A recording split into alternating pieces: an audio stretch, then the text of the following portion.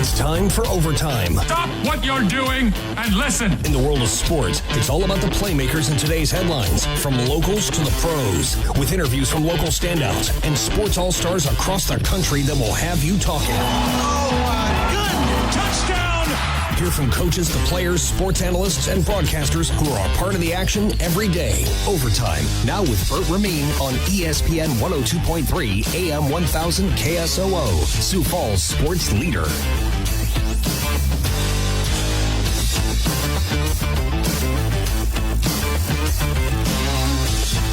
Welcome into another great Monday edition of Overtime. The Yotes and the Jacks keep on dancing. We got the CFB solidified, and the New York Mets, not the Yankees, laying the services of one Juan Soto. Those are just a few of the big storylines from over the weekend that you might have missed. Welcome in to another week of Overtime, Monday, December 9th edition of the program. On today's show, it's a Monday. We hit you with some sports history right off the jump. Coming up right around the corner on this day in sports history, a breakdown of the college football playoff final rankings, final field of 12 teams. Ole Miss didn't get in. Alabama did not get in. Miami also did not get in. They take two ACC schools instead. Did they get it right? We debate that all and update you on the rest of the FCS bracket. 8 teams remaining. We got Incarnate Word coming to Brookings. We've got UC Davis coming to Vermilion as we enter the final 8 of the FCS college football playoffs. Exciting times. We break down all of that coming up around 11:30, 11:40. Former Sioux Falls Storm head football coach Kurtiss will join us. He and others at Sanford putting on an upcoming 7-on-7 camp, if you will, a sport, if you will, for Sanford. A lot going on there. We debate and talk about college football storylines and preview the next great sport available for Sanford Sports, the Sanford Sports Complex. Kurtiss at 11:40 today on the program. Hour number 2, headlines and highlights. The Minnesota Vikings cannot lose a game. Dominant win. Sam Darnold is pretty darn good. First time in his career, 5 touchdowns in a game. Also first time in his career, insanely clean football, 5 touchdowns, no interceptions. He has been rewriting his own personal record book, and people are saying, Bert, you're crazy. Dude didn't do anything before he got to Minnesota. I will agree with you. There were not a whole lot of sterling performances in the career of Sam Darnold this year. His first ever game with 4 touchdown passes and no interceptions. He did that earlier this year. And then yesterday, 5 touchdowns, no picks. Also the first time he's done that in his career. The Vikings are rolling, still second in the division with a record of 11-2. And I'm going to try my best to make a case for Sam Darnold to be back next year and not as the backup quarterback, as the starter for one more year, and we'll wait and see what that looks like. Sam Darnold doing things and elevating the Minnesota Vikings. You can call me crazy all you want. I don't know if J.J. McCarthy is ready or not. We know that Sam Darnold is pretty good in the current situation in Minnesota. Would you like to keep him? We'll take your calls and your feedback. 605-362-3776 in hour number 2. Good, the bad, the ugly on the way. And we finish up today's show by talking USD Coyote football with head coach Bob Nielsen. I was there down inside the Dome in Vermilion. Heck of a battle between Tarleton State and USD. There were moments where the crowd let out that dreaded, oh, man, this is going to be crazy. Tarleton State moving the football. They led 7-0. They led 14-7. They led 21-14 at the halftime break. It looked like the Texan offense was unstoppable. 3 big interceptions, all in the second half, proved to be the difference. We break down the contest from the head coach's perspective. Bob Nielsen set to join us around 12:40 this afternoon. Now let's get into the scorecard. There was a lot of movers and shakers, storylines, and everything across the board in the NFL yesterday. We begin in the Twin Cities, where the Minneapolis community welcomed back Kirk Cousins with a mix of boos, a mix of cheers, and some well-earned respect. The Vikings and the Falcons. Close game throughout the game until the fourth quarter.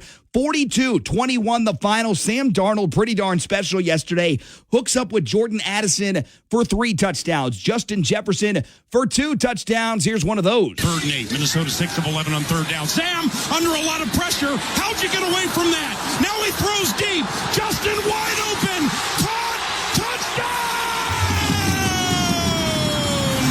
Atlanta not doing their best work when the pocket broke down in the defensive backfield. The Minnesota Vikings soared to the tune of a 42-21 win. Atlanta is in dire straits. 4 straight losses. They're 6-7. Minnesota keeps on stacking wins. They are 11-2 on the season. Paul Allen on the call, of course, on K-Fan. Elsewhere, Philadelphia, some better out there, wagered $3.2 million that the Eagles would just win the game. They almost lost it yesterday. Here's the Eagles' final touchdown. Perch takes the snap. He's back. He's looking. He's still looking. He fires. Complete. Touchdown. Grant Calcaterra. Calcaterra, the difference in the game. WIP. 22-16 the final. Bryce Young deserves some flowers. That dude is playing a lot better football than anyone could have imagined at this point and is actually out there on the field as the starter. A lot of people said he is completely done in Carolina. Was thrust back into the lineup due to a thumb injury from a car accident for Andy Dalton. And Bryce Young has been the reason the Panthers have been in all of these close games. They're not winning the games. 22-16 the final. Really costly drop that was a touchdown. If he rolls into the end zone for rookie Xavier Legette, did not make the catch. Panthers lose the game 22-16, and the better netted about $300,000 or $400,000 for that risky wager. Elsewhere, Cleveland and Pittsburgh, the Steelers keep on rumbling. Wilson gets the snap. Back looking, going to fire over the middle of the field, and it is complete. It is a touchdown. Pittsburgh Steelers. Pat Fryermuth makes the reception and boots the ball up into the stands here at Acrisure Stadium. And that call courtesy of WDVE. Steelers all over the rival Browns, 27-14, and the Steelers are 10-3. Seattle and Arizona battle for NFC West supremacy. This one pretty darn one-sided. Here's how the Seahawks got on the board with their first touchdown of the day to make it 10-7. 3 receivers near side. Gino has time. He's going to throw the near side corner. JSN has the touchdown. Seahawks. Jackson Smith in Jigba. Part of the difference yesterday, Seattle 30-18 winners in the toaster out in the desert. 8-5 the record for the Seahawks. The Cardinals in trouble with a mark of 6-7. Later in the evening, Buffalo and the Rams. Bills gave it everything they had. They could not stop Puka Nacua and the LA Rams yesterday. Stafford from the shotgun, looking left, throws right, receiver screen, caught, blocked, touchdown Puka Nacua, touchdown LA with 1:54 remaining. Final score 44-42. A little bit of a late game head scratcher once again with Sean McDermott. Earlier this season, the Bills lost to the Texans, and there was that moment where the Bills were chucking the football out of the end zone, and it ended up costing them the ball game late in that one from their own end zone.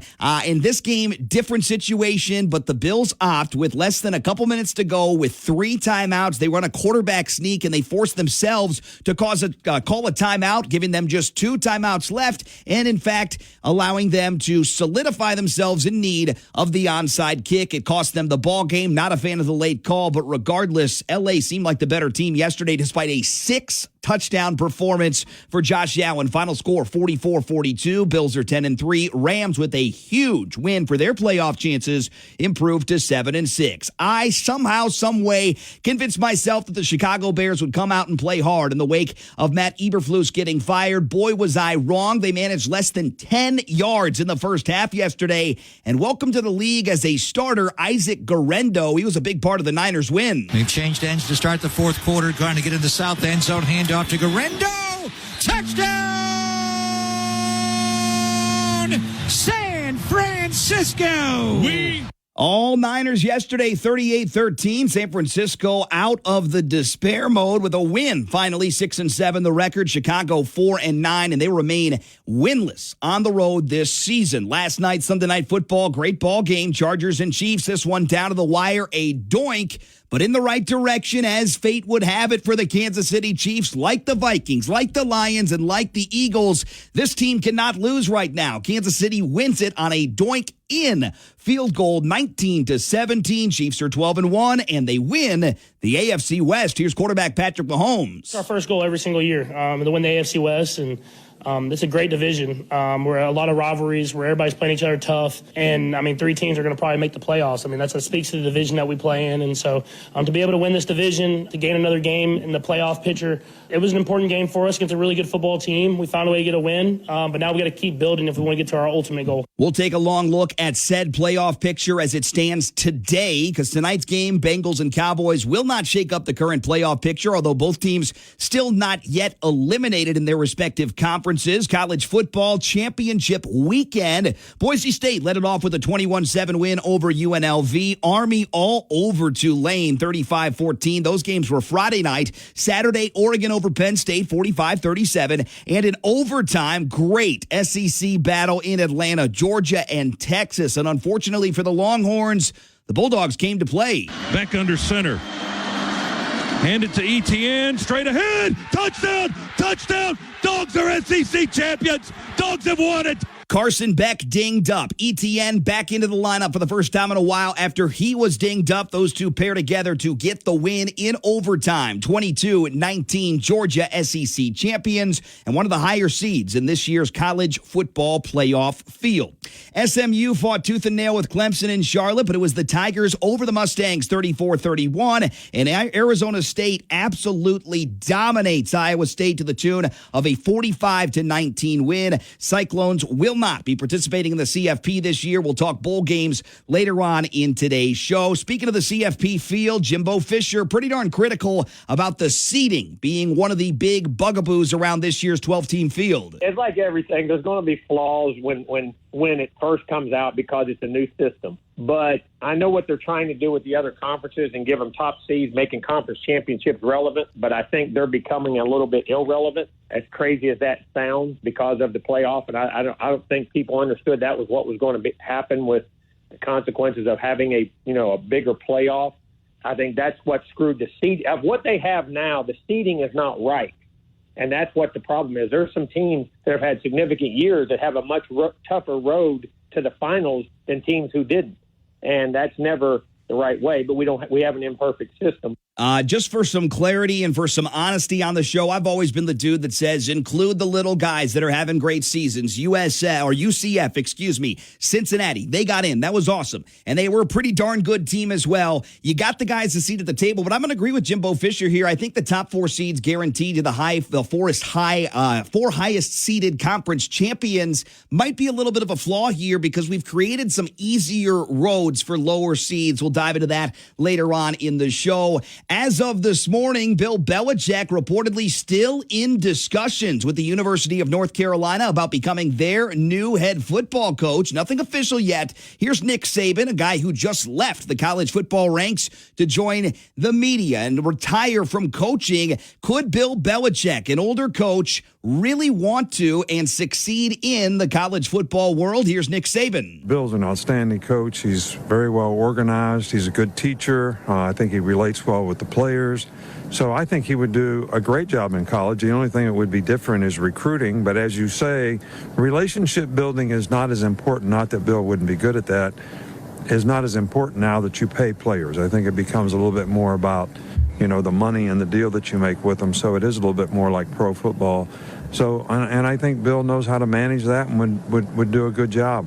So it doesn't surprise me when you have a coach of his caliber, quality, consistency, and success for a lot of years that it wouldn't be somebody that people would consider. More on that later in the show, but as of this morning, ESPN, an article out there that Bill Belichick still in discussions in regards to the future head coach opening that is open right now at the University of North Carolina. We'll wait and see, but no news as of this morning other than the discussions are ongoing between the university and the longtime Hall of Fame caliber NFL head coach of the Patriots, Bill Belichick. FCS playoffs over the weekend. SDSU dominant win over Montana, 35-18. Jackrabbits are 11-2. And Tarleton State, pretty impressive club. They took forever. If you were there watching it on TV, have you ever seen a mesh point on a shotgun offense look like that. The quarterback would stand there, the running back straight up, and those two would share the football, it felt like, for 3 seconds while the quarterback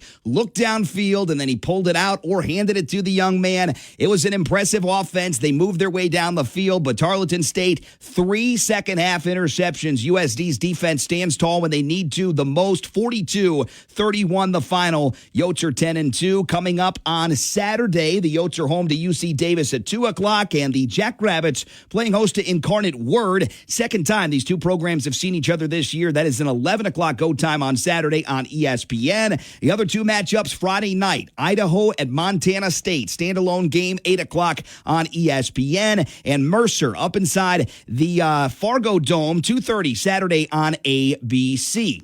NBA basketball now. Philadelphia wins in Chicago 108-100. Joel Embiid, his best performance of the year, 31 points. The Sixers are now 7-15. Milwaukee wins in Brooklyn 118-113. Denver all over Atlanta on the road 141-111. Minnesota loses again. Golden State the final 114-106. Timberwolves are 12-11 on the season. And just one game tonight in the NBA, Knicks at Raptors. That gets going at 6:30 on NBA TV.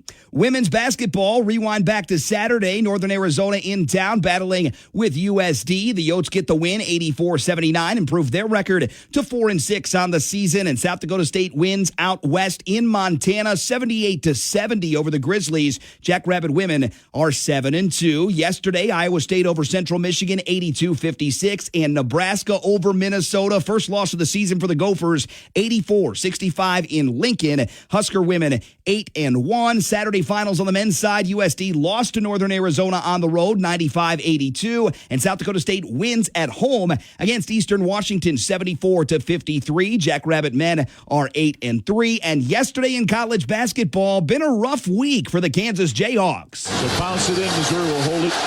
Bill Self comes down, shakes the hand of the head coach, waves to the rest. Kansas heads, and here comes the students. Folks, Missouri's done it. For just the 5th time in school history, Missouri knocks off the #1 team in the nation.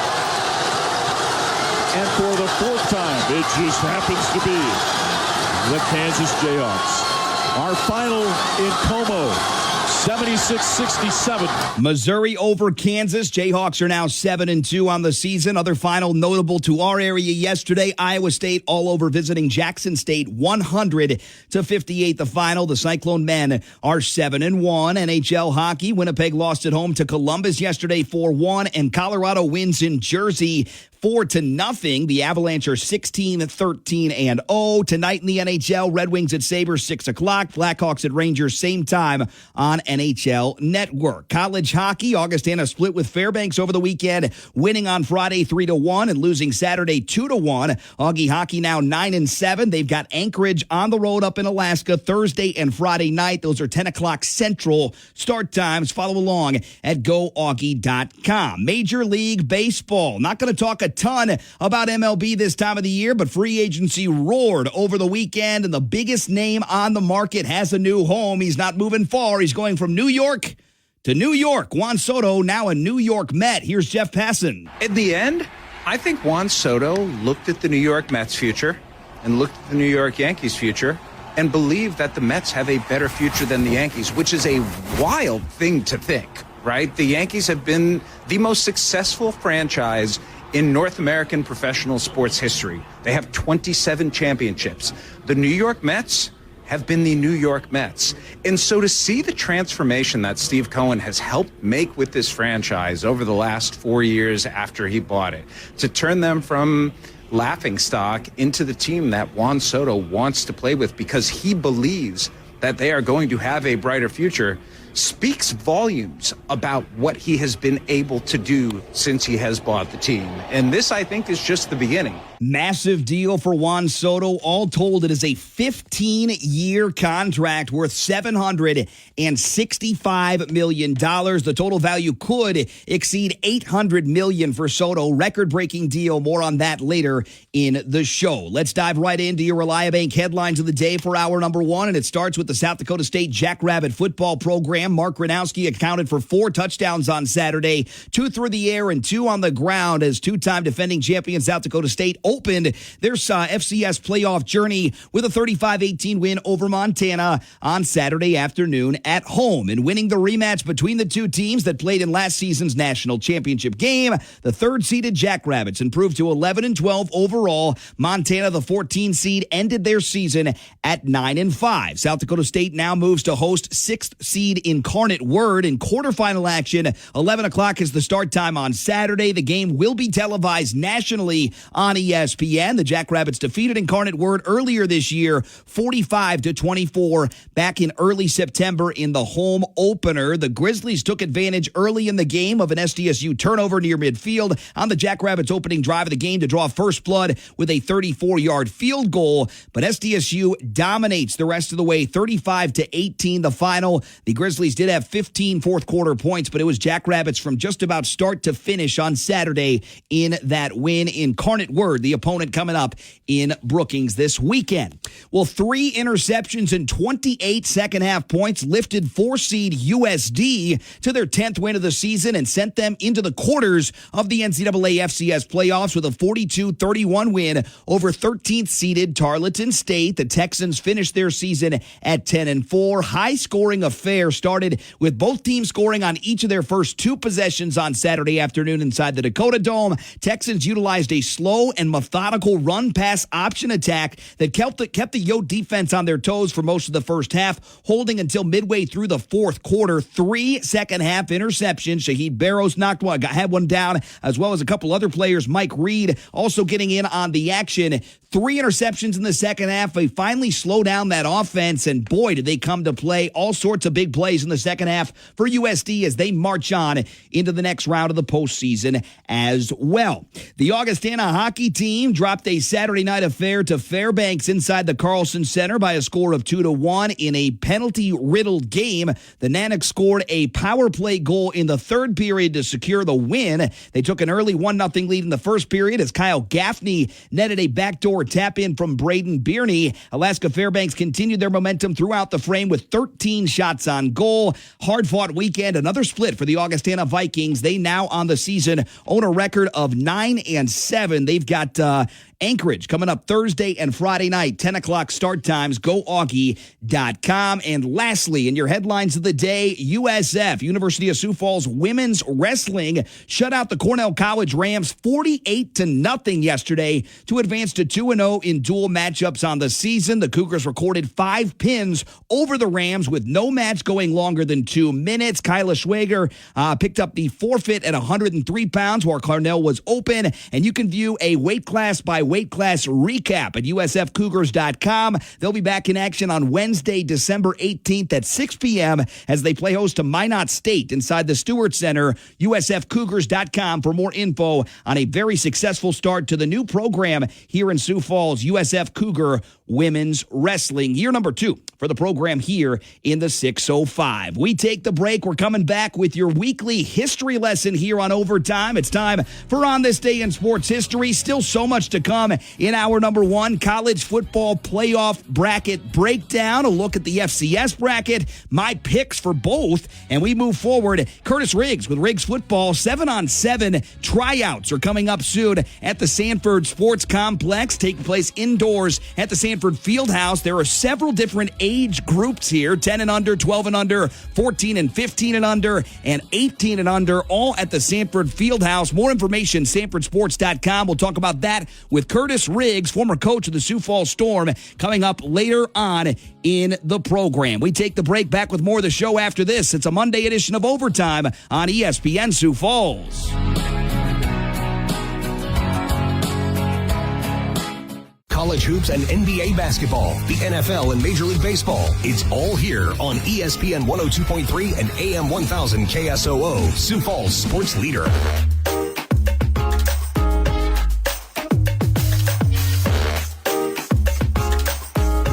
Right back with you on this Monday edition of Overtime. It looks a little gloomy outside, but we'll take it. It's not frigid and freezing, and we'll take it here on this Monday, December 9th edition of the program. Still to come, breaking down the college football playoff 12-team field. Did they get it right? Would you have preferred to see Alabama in there over SMU? Frankly, I was pretty darn cynical based upon bigger fan base, bigger market, bigger history. I was sitting there in front of my TV yesterday, and they were talking it up, and there was the one spot left. Is it going to be Alabama? Is it going to be SMU? And in my mind, I just said, it's going to be Bama, 2,000%. And it popped up on the screen, and it was that Mustang logo, and I said, man, that's different. That's crazy. That's a little weird. And I am all for it. I said Bama deserved to be in, and I'll stay by those words. But again, SMU, different scenario. We didn't really see that coming. I'm wildly surprised that they took two teams from a very undervalued or under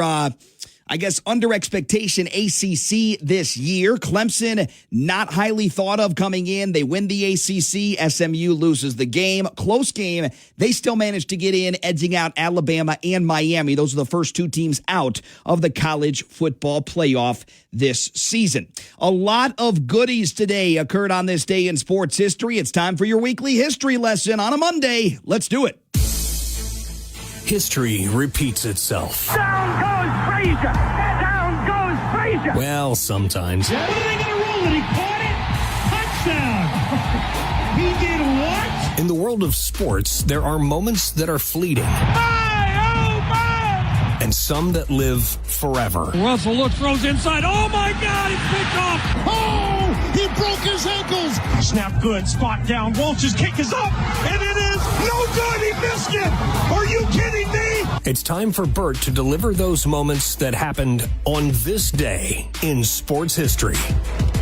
On this day in sports history, we go all the way back nearly 100 years ago, 1926, the USGA, the United States Golf Association, legalized steel-shafted golf clubs. To start us out, 1926 on this day in sports history. 1934, the National Football League Championship occurred in the Polo Grounds of New York City. The New York Giants took it to the Chicago Bears that day, 30-13 the final. 1934. 1935, the first Heisman Trophy Award was handed out to Jay Berwanger of the Chicago Maroon college football program. I love history. I love sports history and the intersection of the two. Get a load of this. First things first, it was originally called the Downtown Athletic Club Trophy that was handed out in 1935. It was renamed the Heisman Trophy the following year. At its inception, the Heisman Trophy Award was given to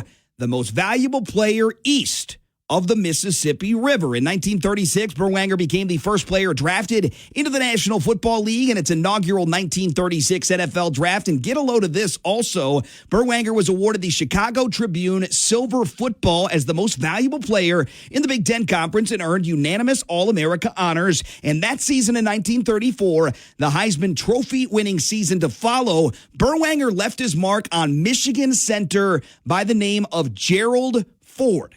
Yes, that Gerald Ford in the form of a distinctive scar beneath the future U.S. president's left eye. That's pretty darn cool bit of history there. 1935 on this day in sports history. 1941, the seventh Heisman Trophy was handed out, given to Minnesota running back Bruce Smith. 1984, a season for the history books that soon might be surpassed. L.A. Ram running back Eric Dickerson ran for 215 yards for a season record 2,105 yards in a single season. 1984 did it in 16 games. There's a couple backs that could get it this year, likely in 17 regular season games. The best rushing season statistically of all time still belongs for now to LA Ram Eric Dickerson, who did it in 1984, 2,105 yards rushing.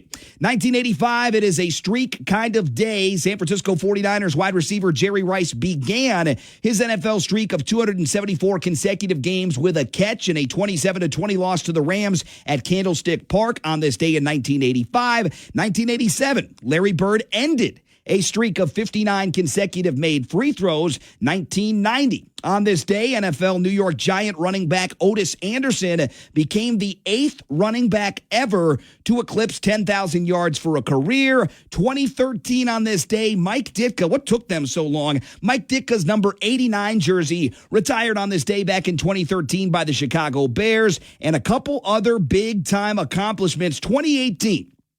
Packers quarterback Aaron Rodgers broke Tom Brady's NFL record with his 359th straight pass without an interception during the Packers' win over Atlanta. Finished the game with the streak intact at 368. And also in 2018, same day, Brady hands over a record to Rodgers, and Brady takes a record from Peyton Manning. Patriots quarterback then, Brady broke Manning's record for the most touchdown passes in NFL history. He moved to 582 for his career, 3 touchdown passes, and an eventual loss to the Miami Dolphins back in 2018. And now on to birthdays. 1938 birthday today on this day in sports history for Deacon Jones, one of the better defensive linemen in NFL history, one of the best linebackers in NFL history, celebrating a birthday today. Dick Butkus recently passed away just last year in 2023, the American College Pro Football Hall of Fame linebacker, University of Illinois, and the NFL Defensive Player of the Year 2 times in 1969 and 1970. Dick Butkus celebrating a birthday today,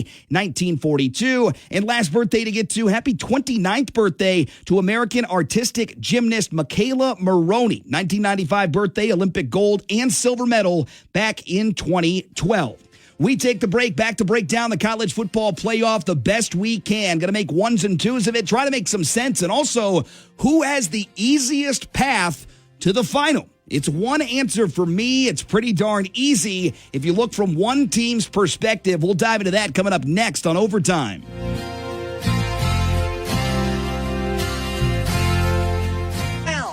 The best ups and coverage. We are ESPN 102.3 and AM 1000 KSOO, Sioux Falls sports leader.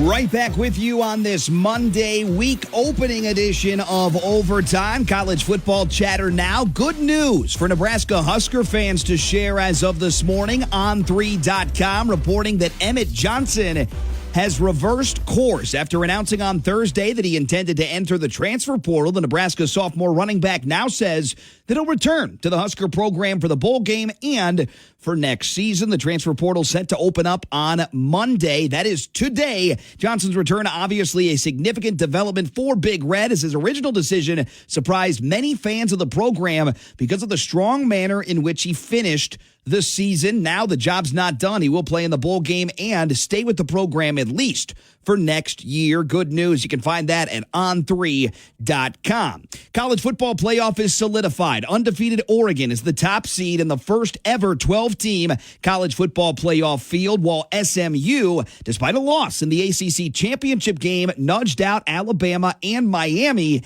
to earn the final spot. 2 seed is Georgia, 3 seed is Boise State, and the 4 seed is the Arizona State Sun Devils. Clemson, which unexpectedly won the ACC title on a last-second 56-yard field goal, missed out on a first-round bye and was seeded at number 12. The Tigers take on 5th-seeded Texas. The other first-round matchups are 11-seed SMU and Penn State, 10-seed Indiana and Notre Dame, and 9-seed Tennessee and Ohio State. The first-round games will be played on December 20th and 21st at the home sites of the better seed, with all 4 home teams favored to win by a touchdown or more. So now quickly here, the way this bracket looks, you can find it at ESPNSiouxFalls.com. There is one team, in my opinion, that has the easiest road to the semis and the easiest road to a national title appearance. And it's not one of the top 4 seeds, because the seeding, to me, we know this now. It's flawed, because this year is this kind of year where we have a little bit of a dip and a tip in the talent scales of how things are situated between the Big Ten, SEC, ACC, Big 12. Right now, we've got Arizona State and Boise State in the field, along with SMU, which I love, by the way, that they have a seat at the table. But do they deserve 2 of the top 4 seeds between the 3 schools? Probably not, because Texas has the easiest road you could possibly write. They've got a home game against an underachieving Clemson team. Then they'll go in a neutral site matchup against Arizona State, who respected Dillingham, one of the best coaches in the league, one of the best coaches in the country, and a great team. Cam Scadaboo, love the kid. Texas is a superior team on paper. They should win that game. So they already, with those two games, one at home, one neutral site, should punch their tickets into the semis, where the best team they'll face is Oregon. They could also see Ohio State. So the top seed in the tournament, Oregon, awaits the winner of Ohio State and Tennessee. I would imagine that's going to be the Buckeyes. Oregon immediately gets a really tough matchup where Texas, if they take care of business against Clemson, gets Arizona State in a neutral site. It does not seem fair. There are some flaws here, but that's my 2 cents on the CFP right now. By the way, we're running out of time. Got to get to Kurtiss Riggs of Sanford Sports and Riggs Football here in a moment. Final 8 in the matchups for the FCS quarterfinals. Idaho visiting Montana State. UC Davis at USD. Incarnate Word visiting South Dakota State. And Mercer will be inside the Fargo Dome. Those are the final 8 in the FCS college football playoffs right now. Been very entertaining so far this season. There's another sport that is now on the horizon, and frankly, it's here with Sanford Sports. They have launched 7-on-7 football here in Sioux Falls. The tryouts are towards the end of the year. We'll get you everything you need to know and some commentary on the current state of college football and more. Kurtiss Riggs set to join us next on Overtime. Streaming live online and with the app, this is Overtime with Bert Rameen on ESPN 102.3 and AM 1000 KSOO. Sioux Falls sports leader.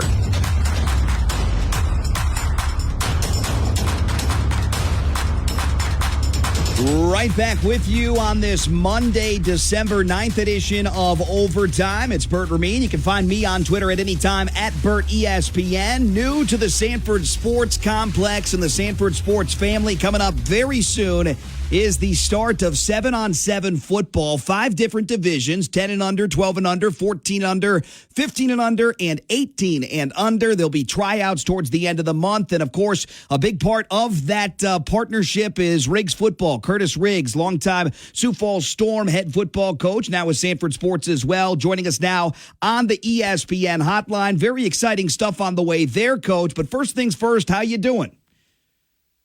I'm good. Yeah, I'm really good. I would have been better if we got better news yesterday with the college playoffs, but, could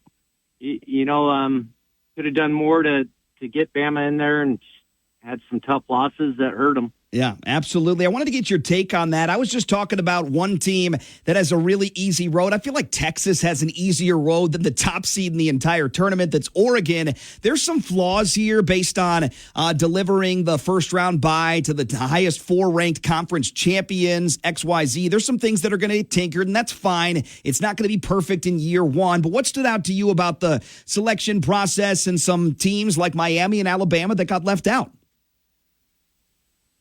Yeah, I mean, it's tough. There's always going to be this battle, and you look at, teams 12, 13, 14, 11, 12, 13, 14. I mean, those are the teams that are in that situation because of certain things. And for Ole Miss and Alabama, yeah, they play in the SEC, but they also had losses to Kentucky, Vanderbilt, Oklahoma. Those are the ones that you look back and you're like, we don't lose those, we're not even in this predicament. But obviously playing in the SEC is a juggernaut. And, SMU did not play one single ranked opponent or did not beat one single ranked opponent. And you go back and forth on all the flaws of that part. But you're right, on the actual bracket itself, I find it ironic that Penn State and Texas both lose their conference championship games. And they have really, as you map it out, an easier route to get to the championship. And, that's something that's got to be addressed, too, because you're right. Texas has got to be sitting there going, I mean, this couldn't have worked out any better. Yeah, I mean, Texas has got 2 very winnable games. Penn State, they've got SMU, and then they'll face off neutral site against Boise State. I like the Broncos, but could they beat Penn State on a neutral field? That'll remain to be seen. But interesting, some of the teams that are playing in the first round might have easier roads into the semis than the teams that have earned a first-round bye. We're talking with Kurtiss Riggs, longtime Sioux Falls Storm head football coach, and Riggs football, Sanford Sports. When it comes to the quality of college football in our neck of the woods, I feel like we're doing pretty darn good here in South Dakota. SDSU, USD are into the quarterfinal round. Talk about those 2 teams. What's impressed you the most about the Yotes and the Jacks this year, Coach? Well, I mean, SDSU is what they've done, what they've created, and more importantly, what they've maintained. I don't think people realize how difficult that is at the college level. Is just so impressive. They have an unbelievable coach. He is really, really good, and I'm always impressed year in and year out that they're able to keep him because he is a hot commodity. And then likewise, their players. You never hear of SDSU players entering the portal, which I think says a lot for their program. USD has made that slow growth and finally seems to be getting up there to where they're a marketable product where people want to go there. They can compete with all the teams, especially the Midwest. If you can compete in the Midwest, you can compete with anyone at the FCS level. And it's been fun to watch so far. Both of those 2 teams will be in action coming up on Saturday. FCS quarterfinals. Incarnate Word, the opponent for the Jackrabbits, and UC Davis, the Aggies, the opponent inside the Dakota Dome for the USD Coyotes. Coach, you guys are paired with Sanford Sports, Riggs Football, putting together 7-on-7. It's an exciting time, exciting activity coming to the Sioux Empire. Tell us all about it. More info, surely, sanfordsports.com. But give us the who, what, when, where, and why of the whole thing. Well, I mean, the big thing was that there was a demand that high school coaches came to us saying, what's going on? 7-on-7 is going to be here. We can't get rid of it, and it's going to be around for a long time. And if we can't get rid of it, we want you guys doing it.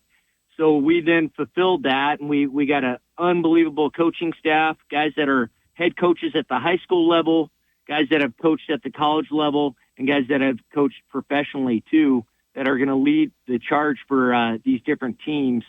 But what we'll do is we'll go to 5 tournaments regionally. Sanford's got all kinds of gear for the kids to look good, but they're going to get coached. They're going to get developed. And that was the flaw that we saw with most of the 7-on-7s going on. There was just it was more about the hoopla rather than the actual development. We felt like this is where we could really improve this area. If kids want to play it, awesome. We'll have a great time. We'll have fun. We'll compete. But we're going to develop and teach them the schemes that are going on and also the fundamental development that they need to individually. And as far as positions go with the 7-on-7, this is obviously skill positions, quarterbacks. I would imagine running backs, tight ends could be included in this as well. If you're kind of reaching out to the kids in this area that are looking to refine their skills in the offseason and get an outlet and continue to compete and get better, what kind of players are you looking for, and how many different divisions are there? Are there 5? Yeah, we'll have teams. We'll have 2 teams at the 10U level, 2 teams at the 12U level, 2 teams at the 14 and 15 levels, and then we'll only have 1 high school team because the high school that'll be a larger roster because those are specialized kids. There's offensive kids, defensive kids, whereas the rest of those teams will be just 12-man rosters because those kids will play both ways. But the high school one, we'll have an offensive coach, a defensive coach. We're looking to help those kids gain exposure. James Schrank, who was a former offensive coordinator at the University of Augustana, and also as a recruiting agency, Summit, is going to be leading the charge on the offensive side. He'll help them with the guidance in the recruiting world and then also coaching up the offense. But like 2 that you said, tight ends, the first 2 that we've talked with was Cooper Twilliger from Pierre, who, has received offers from Georgia and just about everyone else in the nation. And then Eddie Whiting, another tight end at Jefferson, who just got his 3rd offer, which was University of Missouri. He's got Michigan State, University of Washington have all offered him. I mean, the tight end is a different position than what we used to know. Now they're pretty much receivers that can also block. And it's been pretty darn interesting to see the growth, especially in South Dakota high school football in our neck of the woods. More details, sanfordsports.com. What other details do people need to be kind of keeping in their mind if they're considering signing up or getting their child signed up to be a part of this year? Yeah, well, what comes with the package, not only the 5 tournaments, the coaching, the gear, all of the tournaments, everything, they with the practices, but also training sessions. They're gonna get training packages, part of that at the academy. They'll be able to come in and get that individual and small group work that they were looking for anyway. That'll be incorporated into the part of being a member of that team. So that's a feature too that is additional that they get on top of everything else. We're talking with Kurtiss Riggs of Riggs Football, along with Sanford Sports. They're putting on a new founded 7-on-7 football league. They'll take place in many different tournaments, 5 different divisions, and all sorts of different teams and opportunities. Tryouts are coming up pretty darn soon. They're going to be December the 27th. I believe that's a Friday, Coach. And tell us what we need to know about tryouts. I think it's a $50 entry fee, and you can register online. But what else do we need to know about the tryout phase of the 7-on-7 programs? Yeah, the tryouts are going to come in and do drill work. I mean, they'll come in and just do that, and they'll be evaluated by the coaches. And then after that, they'll receive a letter saying, hey, we want to invite you to participate, be a member of this team. And then we'll go into the practices and the game formats, everything from there. But the tryouts are only about an hour and 15 minutes long, and it's going to be just drill work, looking at the evaluation of them offensively and defensively. Coach, obviously there's been a lot of growth in South Dakota high school football, and I include, of course, this area region over to Minnesota, and a lot of people, you mentioned a kid come from Pierre that might be coming on in and being a part of this thing. What's the biggest difference in your eyes in college, soon-to-be college athletes, high school athletes, and young football players now versus 5-10 years ago?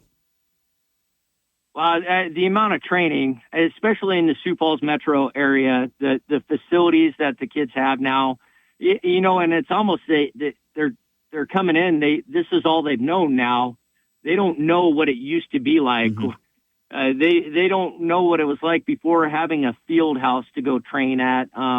There's just so much now that they're offered with. There's the speed programs that are going on, strength programs that are going on, the individualized training sessions that are going on. But on top of that, we encourage all the kids, keep doing multiple sports. The individual single sport athletes, it's not something that's conducive. College coaches want to see kids that do multiple sports. They want to see them in those different formats doing different movements. And certainly there's a lot to be gained from the 7-on-7 football. SanfordSports.com to get more information, to register and find out about the upcoming tryouts that'll take place on Friday, December the 27th. Kurtiss Riggs of Riggs Football, Sanford Sports. Appreciate the time. Any other details you want to give before we let you go today, Kurtiss? Appreciate the time. No, that's about it. It'll be fun, but development, understanding schemes, that's the big thing we want these kids to walk away with. And there's a lot to be gained from Sanford Sports, sanfordsports.com, to get more information on the upcoming 7-on-7 tryouts and the leagues. 10 and under, the youngest you can get in, all the way up to 18. One high school team, a very exciting event coming up, very exciting opportunity with Sanford Sports. That's Kurtiss Riggs. Appreciate the time as always, Coach, and we'll talk to you soon. All right, thanks, Bert. All right, Kurtiss Riggs of Riggs Football, Sanford Sports. And again, for your information and to get details on the new league, the opportunity, as well as the upcoming tryouts just after the Christmas holiday, sanfordsports.com. We take the break. We're coming back with your headlines and highlights. Still so much on the way, including I'm going to go to bat for Sam Darnold to be the quarterback, the starting quarterback of the Minnesota Vikings next year. Am I crazy, or are you also starting to buy into this dude sticking around? It doesn't say anything about J.J. McCarthy, but if the Vikings want to win and want to be a playoff team next year, should they roll with Sam Darnold, give him a contract extension, and see if he'll take some sort of a team-friendly deal to stick around? Maybe I'm crazy, but when I see a dude throw 5 touchdown passes, no interceptions for the first time in his career yesterday in a game against the former quarterback of the franchise you're playing for, pretty impressive stuff yesterday for Sam Darnold. We will debate that and more coming up in hour number 2. Stick around. It's overtime on a Monday.